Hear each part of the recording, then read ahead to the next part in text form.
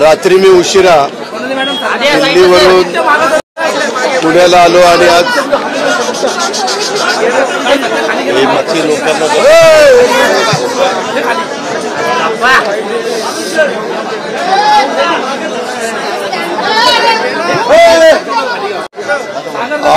मी काल रात्री उशिरा दिल्लीवरून पुण्याला आलो आणि सकाळी 7 वाजल्यापासून पुण्यामध्ये पहिला माझा विद्यापीठामध्ये सावित्रीबाई फुले पुणे विद्यापीठामध्ये आदित्य मागे सर मला ते काही प्रेझेंटेशन दाखवणार होते, काही गोष्टी दाखवणार होते। आपल्याला सगळ्यांना माहिती आहे देश पातळीवर सावित्रीबाई फुले पुणे विद्यापीठाचा एक नावलौकिक आहे। त्या विद्यापीठाला 75 वर्ष पूर्ण झालेली आहेत आणि त्याच्यामुळं अमृत महोत्सवाच्या निमित्तानं काही चांगल्या गोष्टी करायच्या असं तिथल्या सहकाऱ्यांच्या मनामध्ये ते समजून घेण्याच्या करता मी त्यांना आज तास दीड तास वेळ दिलेला होता आणि तिथं काही हॉस्टेल मुलांचं मुलींचं ऑलिम्पिक साईजचा पूल स्विमिंग पूल असे काही त्यांचे प्रश्न हे त्यांनी त्या ठिकाणी मांडले। मी त्यांना सांगितलं की राज्याचे मुख्यमंत्री देवेंद्रजी एकनाथराव मी चंद्रकांत दादा ते त्या खात्याचे मंत्री आहेत त्याच्यामुळे आम्ही सगळे मिळून मी तुम्हाला याच्यातनं मार्ग काढून देतो अशा प्रकारचा सुतोवाच मी त्यांना केला। माझ्या काही मनातल्या कल्पना ज्या होत्या गोष्टी होत्या त्या मी त्यांना सांगितल्या, त्यांच्या अडचणी त्यांनी मला सांगितल्या आणि त्याच्यातून मार्ग काढून पुढे जाण्याचं आम्ही सगळ्यांनी ठरवलेलं आहे। त्याच्यानंतर वसंतदादा शुगर इन्स्टिट्यूटची मी त्या कमिटीचा एक अध्यक्ष आहे गुंतवणूक समितीचा, त्यात मी विशाल पाटील आणि आमचे डॉक्टर इंद्रजित भोसले इंद्रजित मोहिते हे तिथं सदस्य आहेत। ती एक मीटिंग आमची महत्वाची होती आणि ती मीटिंग झाल्यानंतर आपल्या सगळ्या पत्रकार मित्रांना माहिती आहे की आपल्या पुण्यामधला शिरूर हवेली विधानसभा मतदारसंघातला गोडगंगा सहकारी साखर कारखाना आणि यशवंत सहकारी साखर कारखाना ठेवून या दोन्हीच्या बद्दल मी बाबासाहेब पाटील सहकार मंत्री त्याच्यानंतर संबंधित संचालक बोर्डातील चेअरमन आणि काही संचालक त्याचबरोबर दुसरेही संचालक आणि चेअरमन आणि संबंधित साखर आयुक्त सहकार आयुक्त MSC बँकेचे वरिष्ठ अधिकारी विद्याधर अनासकर या सगळ्यांना एकत्र घेऊन मी काही बाबतीमध्ये त्यांना सांगितलं की आता विलंब लावू नका, याच्यामध्ये काही समंजस भूमिका तिथल्या कर्मचाऱ्यांनी अधिकाऱ्यांनी पण घ्यावी, तिथल्या बाकीच्या पण सहकाऱ्यांनी घ्यावी आणि राज्य सरकारच्याकडनं आम्ही काय मदत करू पाहतोय NCDC मधनं कसं काय करू पाहतोय या सगळ्याची चर्चा केली। त्याच्याबद्दल एक 10 दिवसाची त्यांना मुदत त्याच्याकडनं CAनी ते सगळं तपासावं, ऑडिटरनी तपासावं, एक्झॅक्ट किती कर्ज आहे त्याचा परतफेड करताना वन टाइम सेटलमेंटला किती आपल्याला रक्कम उभी करावी लागणार आहे अशा प्रकारच्या पण तिथं चर्चा झाली। त्याच्यामुळे इथली 10ची मीटिंग मला 11:30ला करावी लागली आणि इतर पण काही सहकाऱ्यांचं म्हणजे आमदार चेअरमन लोकांचं बबनदादा शिंदे असतील, विशाल त्या ठिकाणी पाटील असतील, अशा काही मान्यवरांनी पण तिथं आलेले होते, त्यांनाही मी बोलवलेलं होतं आणि त्याच्यातनं आम्ही एकंदरीतच राजकारण न आणता त्याच्यातनं माऊली कटकेंच्या निवडणुकीच्या निमित्तानं मी काही त्या भागातल्या लोकांना शब्द दिलेला होता, त्या शब्दांची पूर्तता करणं शेवटी माझं कर्तव्य आहे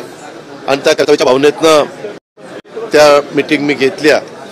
त्याच्यानंतर आम्ही इथं अधिकारी लोकांची मीटिंग घेतली। आपल्याला सगळ्यांना माहिती आहे पुणेकरांचा वाहतुकीचा प्रश्न फार जटिल बनलेला आहे आणि त्या जटिल प्रश्नाच्या संदर्भामध्ये आपल्याला मार्ग काढल्याशिवाय गत्यंतर नाही। काही ठिकाणी वन वे करावा लागतो, काही केलं आहे तर त्याच्याबद्दल मी विभागीय आयुक्त, collector, PMC commissioner, PCMC commissioner, CP अशा अनेक लोकांशी चर्चा केली आणि अजून एकदा आमचं त्याच्याबद्दल बसायचं ठरलेलं आहे. कारण काही लोकप्रतिनिधींना पण त्याच्यात मला विश्वासात घ्यायचं आहे. ज्यांना शक्य असेल त्यांना ते कळून ती मीटिंग लावणार आहे आणि त्या प्रकारे जे केंद्र सरकारची अखत्यारीतली प्रश्न असतील ते मी गडकरी साहेबांच्याकडनं त्यांना भेटून सोडून घेणार आहे. राज्य सरकारचे असतील ते आम्ही लोक राज्याचं प्रतिनिधित्व करत असल्यामुळं आम्ही लोक एकत्र बसून ते प्रश्न त्या ठिकाणी सोडवणार आहोत. त्याचबरोबर पीसीएमसी कमिशनरनी पण माझा वेळ घेतलेला होता आणि पिंपरी चिंचवड महानगरपालिकेच्या भागात मालमत्ता कर कार्यप्रणाली मध्ये काही त्यांनी चांगल्या सुधारणा केलेल्या आहेत. त्याचं सादरीकरण मी करायला सांगितलेलं होतं आणि सिद्धी प्रकल्प, मालमत्ता कर सर्वेक्षण, मालमत्ता कर वाढ आणि वसुली करण्याच्या करता उपाययोजना. अलीकडे ड्रोन पद्धत वापरली जाते आणि त्याच्यात कुणाला फसवणूक करता येत नाही.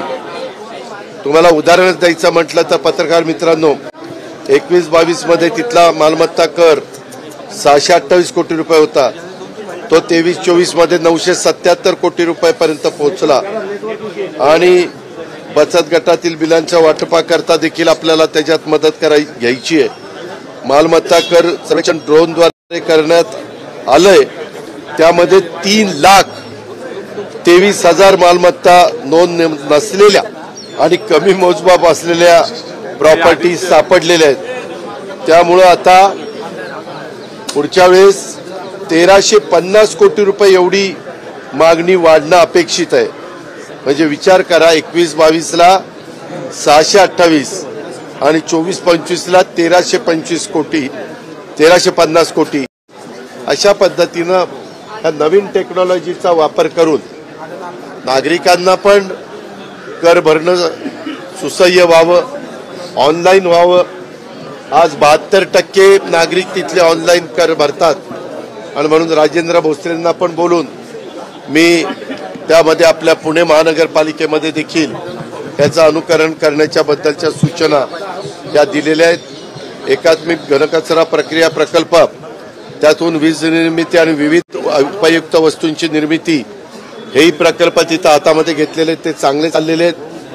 सगळ्या देशाचा, सगळ्या जगाचा, शहरांचा हे घनकचरा प्रक्रिया प्रकल्प हा एक ऐरणीवर आलेला मुद्दा आहे आणि त्याच्यात आपल्या पिंपरी चिंचवडला, पुण्याला आणि आपल्या महाराष्ट्रातल्या महत्वाच्या सगळ्या शहरांनाच पण मदत व्हावी.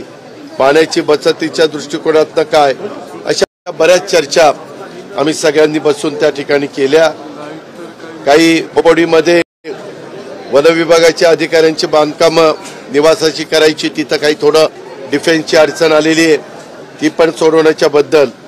आणि सामाजिक न्याय विभागाचं 500 मुलांचं हॉस्टेल आणि मुलींचं हॉस्टेल हे सगळं झालंय. परंतु ते आता सामाजिक न्यायचे बकोरिया त्यांच्या ताब्यात द्यायचं, तर ते म्हणले दादा ह्या त्रुटी आहेत, त्या पण PWDला मी सोडवायला सांगितलेल्या आहेत. अशा अनेक गोष्टीच्या बद्दलची चर्चा आम्ही आजच्या या दिवसभराच्या कामकाजामध्ये केलेली आहे. त्याचबरोबर प्रत्येकजण आपापली संघटना, आपापला पक्ष वाढवण्याचा प्रयत्न त्या ठिकाणी करतो आणि त्याच्यातूनच आपल्या राजगड जो तालुका आहे तिथल्या पण अनेक सरपंचांनी, अनेक प्रमुख लोकांनी, तसंच हवेली तालुक्यातल्या माझ्या प्रमुख सहकारी मित्रांनी राष्ट्रवादी काँग्रेस पक्षामध्ये प्रवेश केलेला आहे. मग त्याच्यामध्ये सचिन घुले, लक्ष्मण बांदल, निवृत्ती अण्णा बांदल यांच्या नेतृत्वाखाली या सगळ्या भरत जांभरे, नितीन घुले पाटील, गोविंद हांडे, जिजाबा बांदल, अशोक नावले, अविनाश मोडक आणि माझ्या राजगड परिसरातल्या पण अनेक माझ्या सहकारी मित्रांनी, अशोक उर्फ लालासाहेब रेणुसे, रघुनाथ कथुरे, सुरेखा पिलाने, सचिन पिलाने, खूप मोठी ती यादी आहे. अनेक गावचे अनेक वर्ष सरपंच असणारी मान्यवर आहे आणि एकंदरीत राज्यामध्ये आत्ताच्या काळात घडणारी राजकीय परिस्थिती लक्षामध्ये घेता त्यांच्याही गावातले प्रश्न सुटावेत, तिथल्याही अडचणी दूर करता याव्यात म्हणून त्यांनी एक सकारात्मक भूमिका घेतली. त्यांचंही मी आज सगळ्यांचं स्वागत केलेलं आहे. ही पण गोष्ट आपण सगळ्यांनी या निमित्तानं ध्यानामध्ये यावी अशा प्रकारची माझी आपल्याला विनंती आहे. इतर पण व्हिजिटर्स मोठ्या प्रमाणावर आलेले होते आणि इतर पण काही गोष्टीची चर्चा, ही काही पुलांची कामं चाललेली आहेत, काही रोडची कामं चाललेली आहेत, काही मध्ये दोन्ही महानगरपालिकेमध्ये समन्वय असावा. PMPMLला 200 टाटाच्या बसेस नवीन घेण्याचा निर्णय आजच्या बैठकीमध्ये झाला. तसा PMPMLच्या आयुक्ताला सूचना दिल्या आणि लवकरच त्याची ऑर्डर काढली जाईल आणि पब्लिक सर्व्हिस ट्रान्सपोर्टच्या निमित्तानं देखील वाहतुकीची व्यवस्था ही सुरळीत होण्याची गरज आहे. रिंग रोडच्या बद्दल पण काही थोड्या प्रश्न निर्माण झालेले होते, ते पण सोडवण्याचं काम आम्ही सगळ्यांनी बसून केलंय. तशा पद्धतीच्या सूचना मी संबंधित अधिकाऱ्यांना दिल्या. काही बाबतीमध्ये काही प्रश्न राज्याच्या मंत्रालयाशी संबंध होते. उदाहरणार्थ बावनकुळे साहेबांच्या रेव्हेन्यू विभागाशी संबंधित होते. काही प्रश्न आमच्या रेव्हेन्यू विभागाशी संबंधित अधिकाऱ्यांच्याकडे होते. अशा त्या अधिकाऱ्यांना सूचना देऊन सचिव लोकांना ते प्रश्न मार्गी लावण्याचं पण काम केलेलं आहे. तुम्हाला नेहमीच माहिती आहे, अनेक वर्ष पुणेकरांनी मला प्रतिनिधित्व करण्याची संधी दिलेली आहे. मला रिझल्ट्स ओरिएंटल काम करायचं आहे आणि ते करत असताना पुणेकरांचं एकंदरीत वाहतुकीचं जे असुविधा आहेत त्या आम्हाला दूर करायच्या आहेत. काही ब्रिजेस हे पाडलेले आहेत, तिथं नवीन ब्रिजेस रुंद करायचे आहेत. ह्या सगळ्या गोष्टीची मेट्रोची कामं, अशा खूप गोष्टीची चर्चा आम्ही त्या ठिकाणी केली. मी ऐका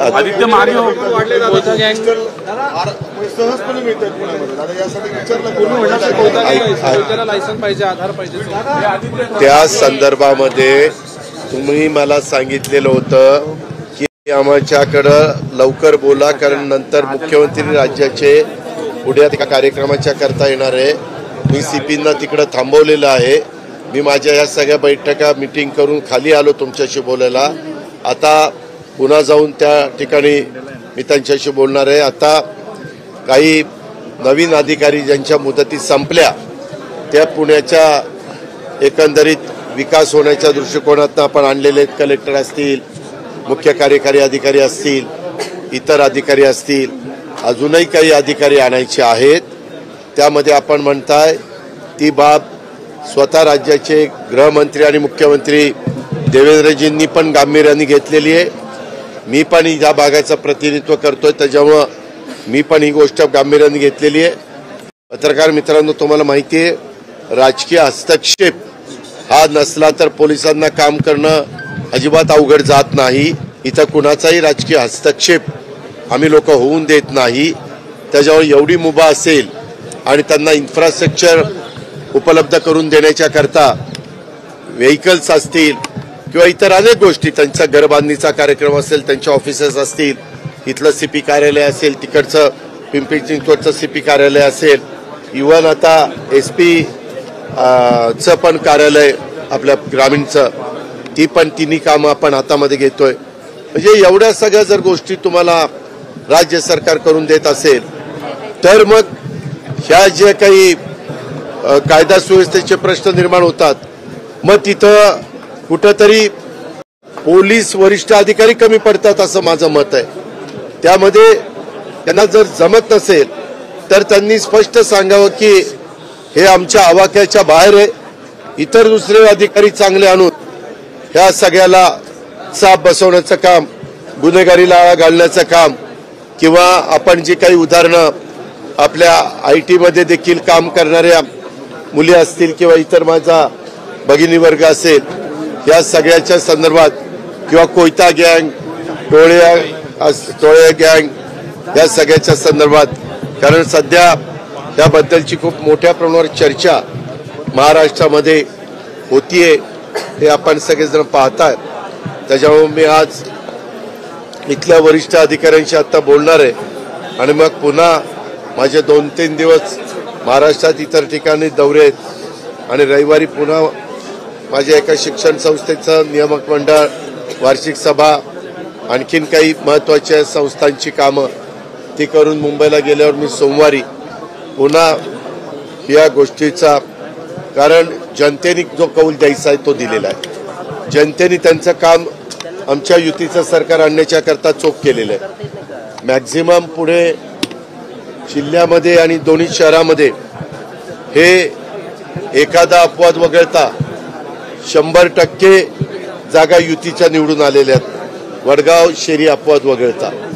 मग असं असताना आता जबाबदारी आम्हा लोकांची आहे।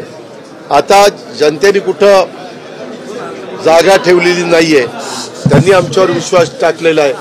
त्या विश्वासाला कुठल्याही प्रकारचा तडा जाऊ नये याबद्दलची खबरदारी ही आम्हाला घ्यावीच लागणार आणि ती आम्ही घेणार। त्यामध्ये आम्ही कुठं कमी पडणार नाही आणि त्याच्या संदर्भामध्ये मी सोमवारी गेल्यानंतर आज माझी देवेंद्रजींची भेट होणार नाही, कारण त्या कार्यक्रमाच्या मध्ये मी नाहीये आणि त्याच्यामुळं मी त्यांच्याकडनंही समजून घेणार की ही आमची अपेक्षा आहे, कशामुळं हे घडतंय, त्याच्यात काय तुम्हाला अडचण आहे, त्या पद्धतीनं त्यांनाही विचारणार आहे आणि पुढची पावलं उचलणार।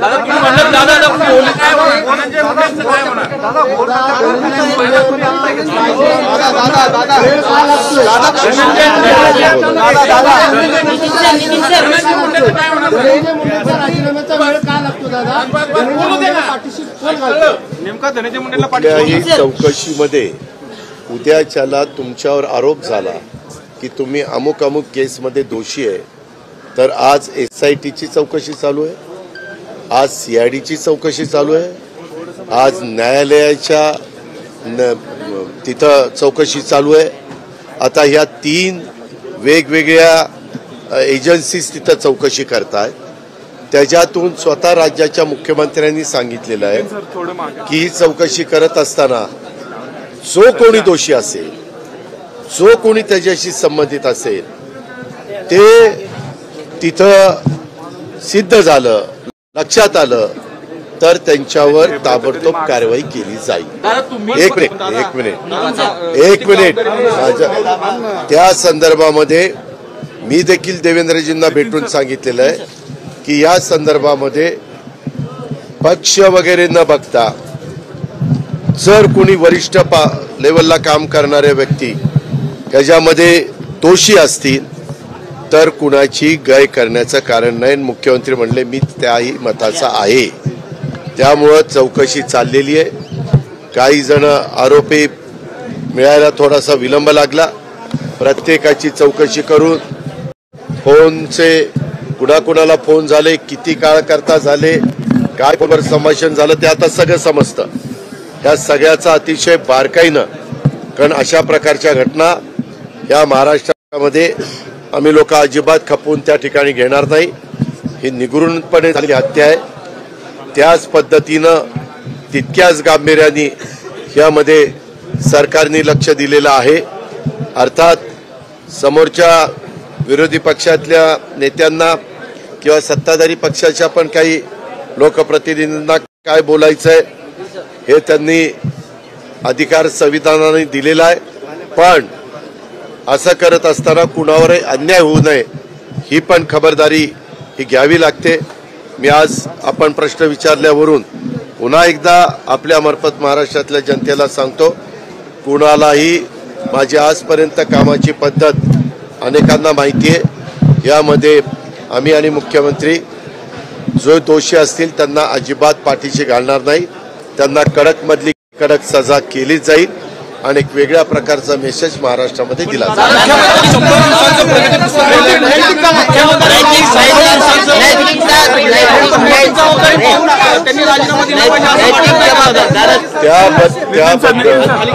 त्यांना सांगितलेलं आहे की तुमच्याकडे नुसते आरोप करण्यापेक्षा तुमच्याकडे असणारे पुरावे त्या SITला द्या, CIDला द्या, ज्यांच्या न्यायव्यवस्थेखाली ती इन्क्वायरी होती त्यांना द्या.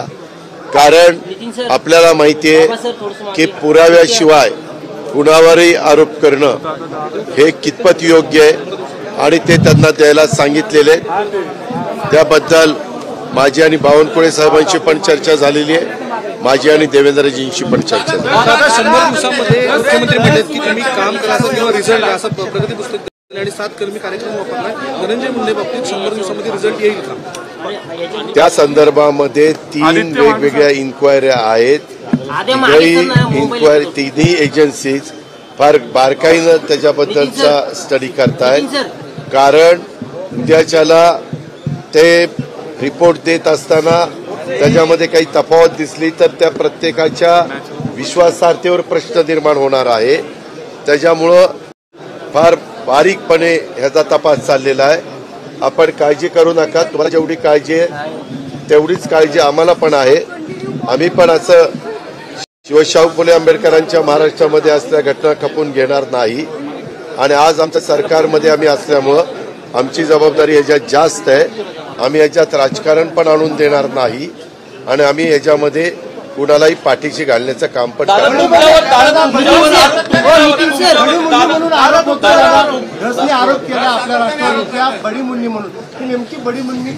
हे त्यांना विचारा. हे असले फालतू गोष्टी कुणी बोलत असेल तर मी स्पष्ट नावं घेऊन बोलणार आहे. त्याच्यामुळे त्याला विचारा कोण आहे ते. तुमच्यावर आरोप झाले होते भ्रष्टाचाराचे, त्यावेळेस तुम्ही राजीनामा दिला होता. कुठला? तुमच्यावर भ्रष्टाचाराचे आरोप तुम्ही राजीनामा दिला होता चौकशी होण्याच्या आधी. एक तुम्ही म्हटलं की पुण्यात पोलिसांना फ्री हँड आहे, तुमचा हस्तक्षेप नाही राजकारणाचा. बीडमध्ये तो हस्तक्षेप होतो, त्यामुळे मुंडेंचा राजीनामा घ्यावा म्हणून त्याच्यामध्ये 3 एजन्सीज इन्क्वायरी करतायत, CID करताय, SIT करताय. आज सगळ्यात देशांनी आणि राज्यांनी याची गंभीरतेनं नोंद घेतलेली आहे. ह्याच्यात तुम्ही अजिबात काळजी करू नका. अजिबात कुणाला तिथं मोकळं सोडलं जाणार नाही. फक्त त्यांचे पुरावे, त्यांचे तिथं फोनवर झालेलं संभाषण किंवा जे आरोपी सापडलेले आहेत त्यांना कुणी सांगितलं हे दुष्कृत्य करण्याच्या करता, ह्याचा पुरावा तर पाहिजे ना.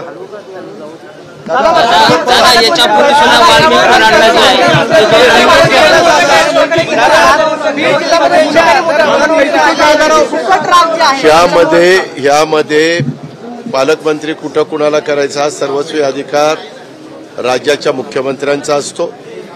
जसं मंत्रिमंडळ करण्याचा, खाते वाटप करण्याचा त्यांचा अधिकार आहे, तो अधिकार ते वापरतील.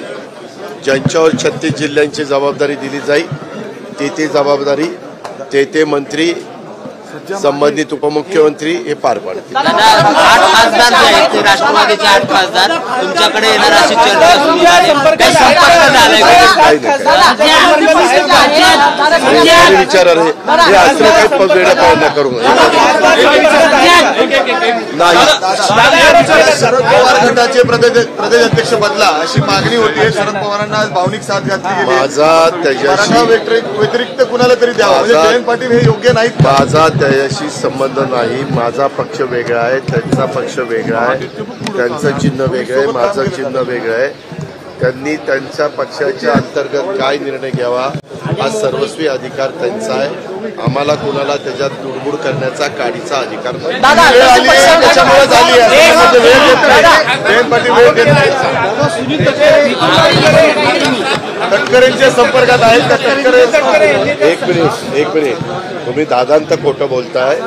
यामध्ये स्वतः तिथल्या 3 ते 4 खासदारांचं मी, निलेश लंके, मला वाटतं अमर काळे आणि अजून एक कोणतरी, त्यांनी स्वतः बाईट दिलेलं आहे मीडियाला की आमच्याशी सुनील तटकरे किंवा कुणी संपर्क साधलेला नाही. ते तुम्ही ना ज्यांची विश्वासार्हता आहे ना अशांची नावं घेत चला. आणि त्यामुळं पुराव्यासहित जर तुम्ही म्हणताय की अजित पवारनी केलंय आणि तिथं ती लोक सांगतायत की तसं काही झालेलं नाही, तर मोकळ्याच कशा करता आरोप करायचा? त्या जे स्वतः खासदार सांगतायत ना, आज 20-22 लाख लोकांचं ते प्रतिनिधित्व करतात.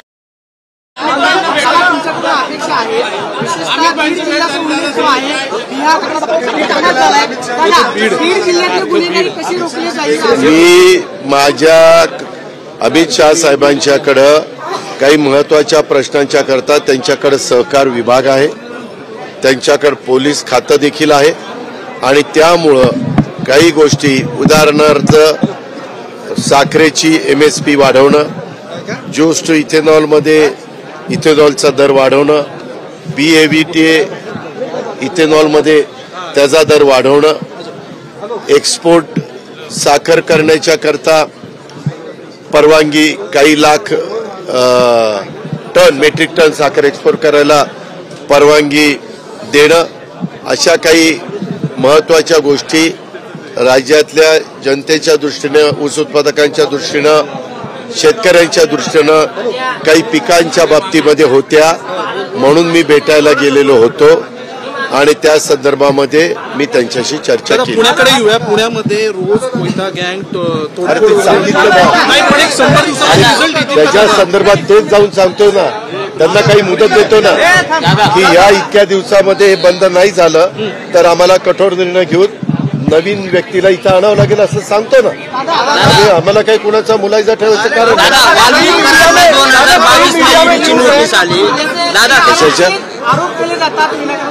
कशाच्या बाबतीत?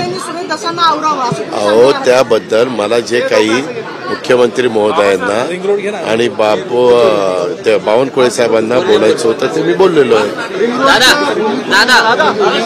रिंग रोडच्या संदर्भामध्ये थोडासा एरिया राहिलेला आहे, त्याच्यामध्ये काहीतरी काही इमारत तिथं जाते. आता ते शिष्टमंडळ मला भेटलं, तो प्रश्न कसा निकाली काढायचा हे आम्ही ठरवतोय आणि त्याच्यातून मार्ग काढतो आणि ते झालं की काम सुरू होईल.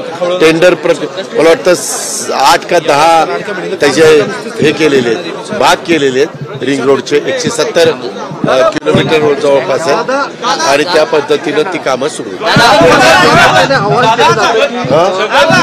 आवाहन केलं जातं की शरद पवारांनी अजित पवारांनी एकत्र यावं. काही दिवसांपूर्वी सुनंदा पवार म्हटल्या होत्या की दोन्ही पवारांनी एकत्र यावं.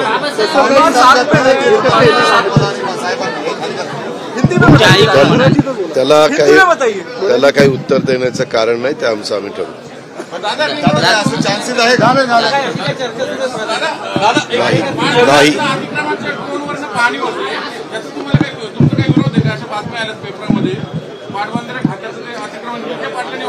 अरे वेडे का काय तुम्ही? मी रिसोर्सेस वाढवण्याकरता रोज बसतोय. मी आता ड्रोननी इथली पण पाहणी करा सांगतोय, उद्याच्याला पीक पाणी पण ड्रोननी करा म्हणून सांगतोय. खरोखरीच माझ्या ज्या कष्टकऱ्याचं शेतकऱ्याचं नुकसान होईल ते अॅक्युरेट त्याच्यामध्ये येईल. आम्ही त्याच्यात पारदर्शकता आणतो. तुला आज सकाळपासून कोणी भेटलं नाही का?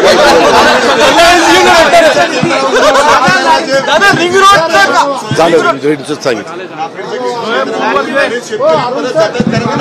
ऐका हा प्रश्न परवाच्या कॅबिनेटला निर्माण झालेला होता. जयकुमार रावळ पणन मंत्री म्हणून त्यांना सूचना दिल्या.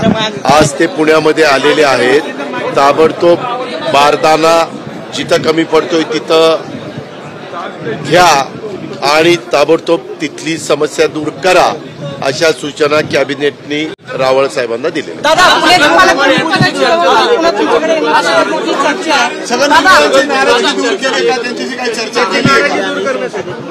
आमचा तो पक्षांतर्गतला प्रश्न आहे. आम्ही त्याच्यातनं मार्ग काढायचा मनापासूनचा प्रयत्न करतो. लाडके बहिणीचे कुठल्या शिक्षकांची? प्राथमिक शिक्षक, माध्यमिक शिक्षक. कोण रे? ओपी गुप्ताला फोन लाव, विचारतो ना. कधी कधी काय होतं, यांनी जसा प्रश्न विचारला काही त्याच्यात तथ्य नाही, अवघीच काहीतरी उठवायचं. उलट या सगळ्या काम करणाऱ्या वर्गाचे पगार हे वेळेमध्ये झाले पाहिजे, त्याच्यात विलंब असायचं काही कारण नाही. तरी देखील मी आता विचारतो आणि झाले नसले तर का झाले नाही आणि कसे ताबडतोब होतील आणि झाले असले तर प्रश्नच नाही. हॅलो आपल्या इथं शिक्षकांचे पगार झाले नाही या महिन्यातले.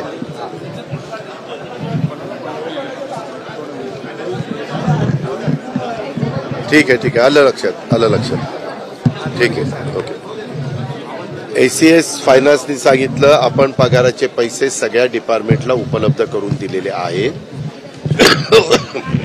ज्या त्या डिपार्टमेंटमध्ये पगार देत असताना काही त्यांच्याकडं काही त्रुटी किंवा काही त्यांचा अंतर्गत काही प्रश्न असेल तो त्याच्यात झाला असेल. आता ती तर बाजू क्लिअर झाली की विभागाने सगळ्यांचे पैसे दिले.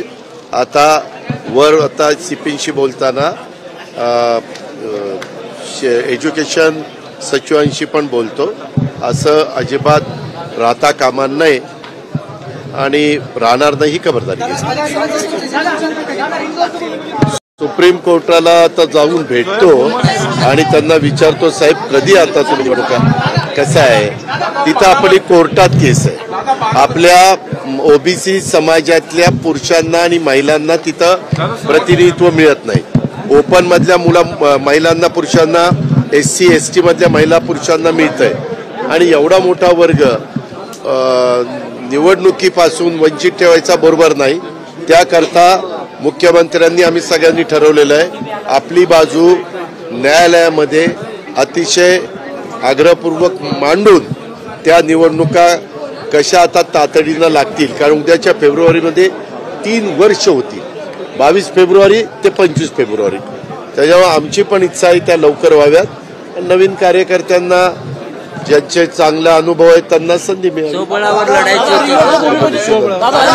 राज्यामध्ये फक्त मुख्यमंत्री हे एकटेच ऍक्शन मोडवरती आहेत असं बारामतीचे खासदार गेल्या आठवड्यात म्हणाले.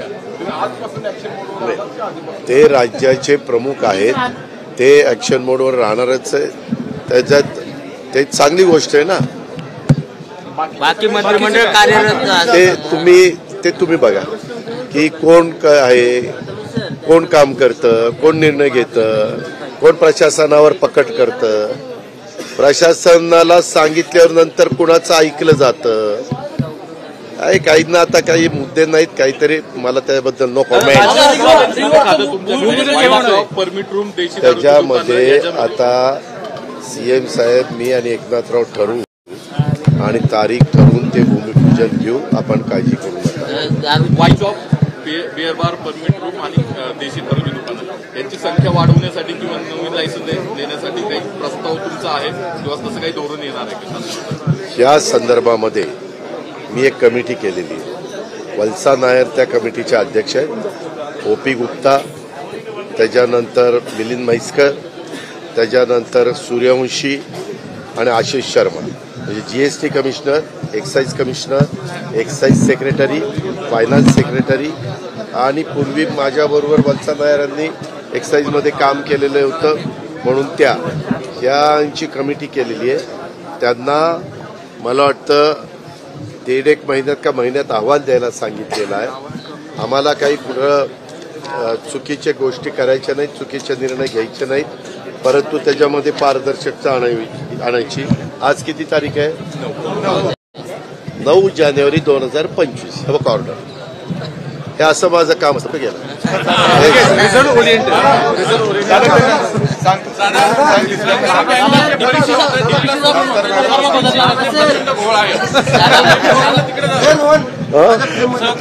नगरच्या सहकारी बँकेची परीक्षा इकडे पुण्यात होते. मागे चंद्रपूरच्या सहकारी बँकेची परीक्षा इकडे पुण्यात झाली. हा काय प्रकार चाललाय? गोंधळ झाला. मुलांना लांब जावं लागतं. त्या जिल्ह्यात परीक्षा झाल्या पाहिजे. बरं, आपली योग्य सूचना आहे. त्याची तंतोतंत अंमलबजावणी करण्याचं काम ज्या अधिकाऱ्याकडे आहे त्याला सांगितलं. सावित्रीबाई फुलेंच्या संदर्भात एक प्रश्न आहे. सावित्रीबाई फुले यांच्याबरोबर फातिमा बी शेख या देखील शिक्षिका होत्या. त्यांनी देखील त्यावेळेस मुलींना शिकवण्याचं काम केलं होतं. असं इतिहासही मात्र काही अभ्यासकांनी इतिहासकांनी दावा केला की ते तसं पात्रच नाही. इतिहासात ते खोटं किंवा डुप्लिकेट पात्र उभं केलं होतं. काही तुम्हाला याच्या मला काय माझा एवढा अभ्यास नाही. ते जे रिसर्च करणारे ज्यांचा अभ्यास आहे त्यांनी त्याच्या संदर्भामध्ये लक्ष द्यावं आणि वस्तुस्थिती समाजाच्या मी आता त्यांना काही त्यांना मी चेअरमनला सांगितलं, ऋषी याच्यात राजकारण आणू नको, निवडणुका व्हायच्या त्या झाल्या, सगळं काही निकाल लागायचा तो झाला. आता आपल्याला सगळ्यांना प्रयत्न करून आपल्या त्या भागातल्या शेतकऱ्यांचा वैभव असणारा थेऊर कारखाना, यशवंत कारखाना, गोडगंगा कारखाना सुरू करायचा आहे. त्याच्यामुळे सगळ्यांनी समंजस भूमिका घ्या. मी पण राजकारण न आणता त्याच्यामध्ये एक शेतकऱ्यांचा प्रतिनिधी म्हणून शेतकऱ्यांचं हित सांभाळण्याचा, कामगारांचं हित सांभाळण्याचाच प्रयत्न करा.